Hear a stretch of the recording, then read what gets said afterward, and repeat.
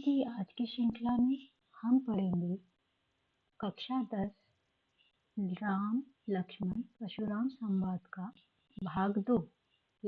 भाग 1 में आपको पहले ही पढ़ा और समझा चुकी हूँ। अब हम भाग 2 पढ़ेंगे।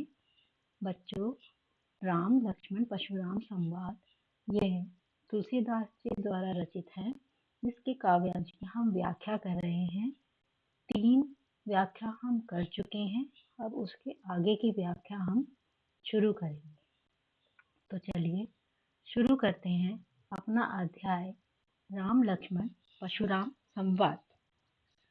कौसुक सुनो मंद यही बाल को, कुटिल काल बस निज कुल घाल को।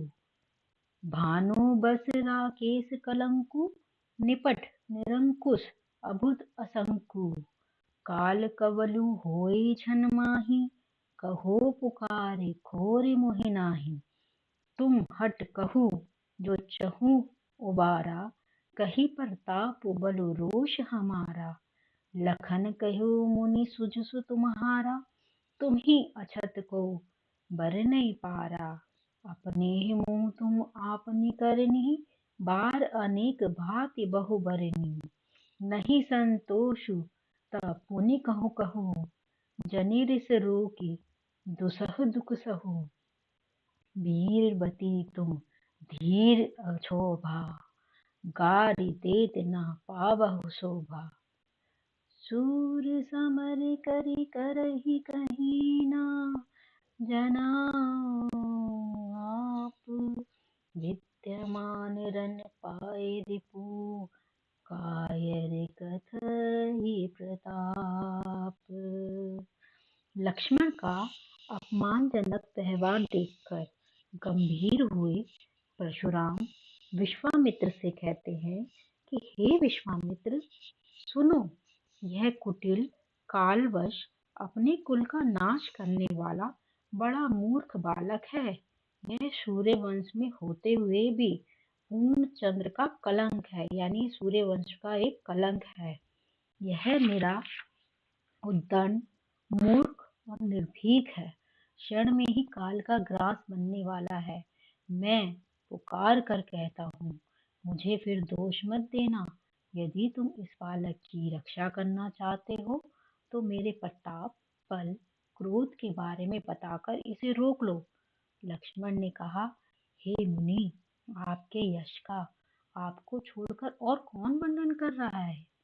आपने अपने मुंह से अनेक बार तरह तरह से अपनी करनी का वर्णन किया है, इतने पर भी आपको संतोष नहीं है, तो जो कुछ और कहने के लिए शेष रह गया है उसे भी कह दीजिए। इसके लिए क्रोध को रोककर क्यों असहनीय दुख सह रहे हो।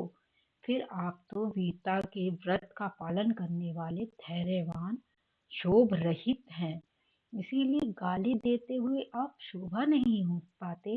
शूरवीर तो अपना पराक्रम करके दिखाते हैं, बातों से अपनी वीरता नहीं दिखाते। युद्ध में शत्रु को सम्मुख उपस्थित देखकर कायर पुरुष ही अपनी वीरता की प्रशंसा करते हैं। अब इतनी लक्ष्मण की बातें सुनने के बाद उन्होंने क्या कहा, चलिए आगे सुनते हैं। तुम सुकालु हाँक जन्मा लावा, बार बार मोहि लागी बोलावा। सुनत लखन के बचन कठोरा, परसु सुधारी धर्यो कर घोरा। अब जनि देव दोष मोहि लोगु, कुटुम्बादि बाल को बध जोगु। बाल बिलो के बहुत मैं बाँचा, अब ये उमर निहार भाषाचा। कौशिक कहा क्षमेउ अपराधु, बाल दोष गुण गनहि न साधु। खर कुठार में अरकुन को ही, आगे अपराधी गुरु द्रोही। उत्तर देत छोड़ो बिनु मारे, केवल कौशल शील तुम्हारे। नाता ये ही काटी कुठार कठोरे, गुरहि उरहि हो तऊ शम थोरे। खदी सून के हृदय हसी, मुनि हरिउ सूझ।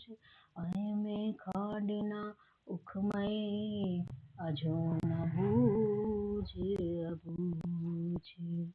लक्ष्मण परशुराम जी से कह रहे हैं कि आप तो जबरदस्ती काल को मेरे लिए बुला रहे हो।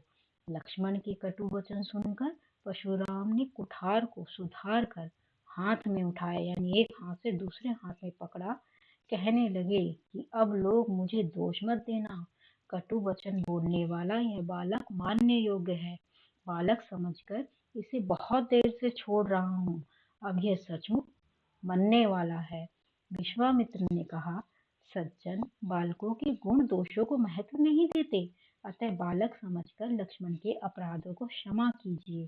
परशुराम ने विश्वामित्र से कहा, मैं तीव्र कुठार लिए हुए करुणाहीन क्रोधी हूँ, और उस पर भी मेरे सामने अपराध करने वाला तथा गुरु का अपमान करने वाला सामने खड़ा है। यह उत्तर पर उत्तर दे रहा है। मैं तुम्हारे विनम्र स्वभाव के कारण इसे बिना मारे छोड़ रहा हूँ, नहीं तो इसे थोड़े ही परिश्रम से कठोर कुठार से काट काट कर मारकर गुरु ऋण से मुक्त हो जाता। परशुराम के वचन सुन विश्वामित्र जी मन ही मन हंसकर कहने लगे, मुनि को अब तक अनेक क्षत्रियों को पराजित करने के कारण सबको एक समान समझ रहे हैं, अतः श्रावण माह के अंधे व्यक्ति को की तरह मुनि को सब हरा ही हरा दिख रहा है।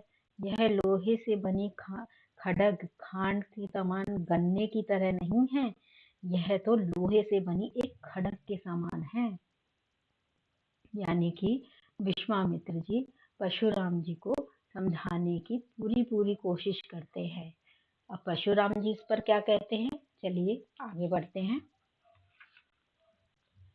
कहे उलखन मुनि सील तुम्हारा, को नहीं जाने विदित संसारा। मात पिता ही उरेन भरनी के, गुर रिनु रहा सोचु बड़ जी के।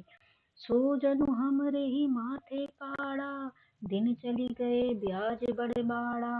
अब आनिज बिहारिया बोली, तुरहि देव मैं थैली खोली। सुनी कटु वचन कुठार सुधारा, हाय हाय सब सभा पुकारा। भृगुवर परसु देख बहु मोही, विप्र विचारे बचहु नृप दोही। मिले न कभू सुभट रणगाड़े, द्विज देवता घर ही के बाड़े। अनुचित कही सबू लोग पुकारे, रघुपति से नहीं लखुन निबारे।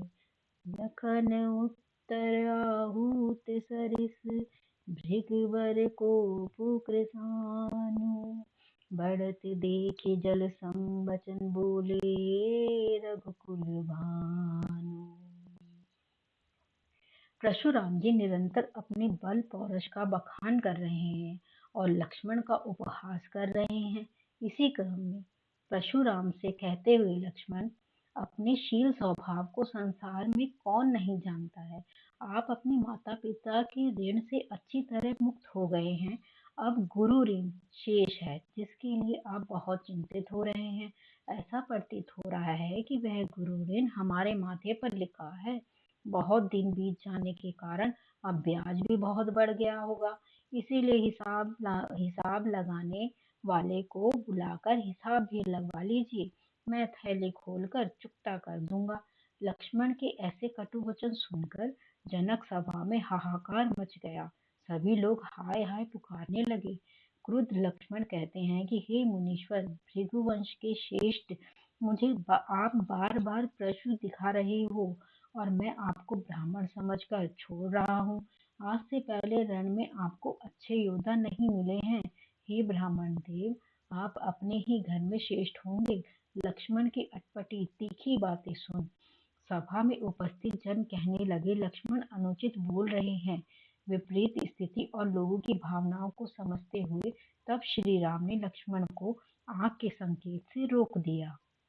श्री तुलसी जी कहते हैं कि भृगुवंश के श्रेष्ठ परशुराम को की क्रोध रूपी आग में लक्ष्मण के वचन आहुति के समान थे। उनकी क्रोधाग्नि को बढ़ते हुए देखकर उसे शांत करने के उद्देश्य से रघुवंश के सूर्य श्री राम ने जल के समान शीतल वचन बोले। अब उनको शांत करने के लिए राम जी क्या वचन बोलते हैं वो हम आगे की कक्षा में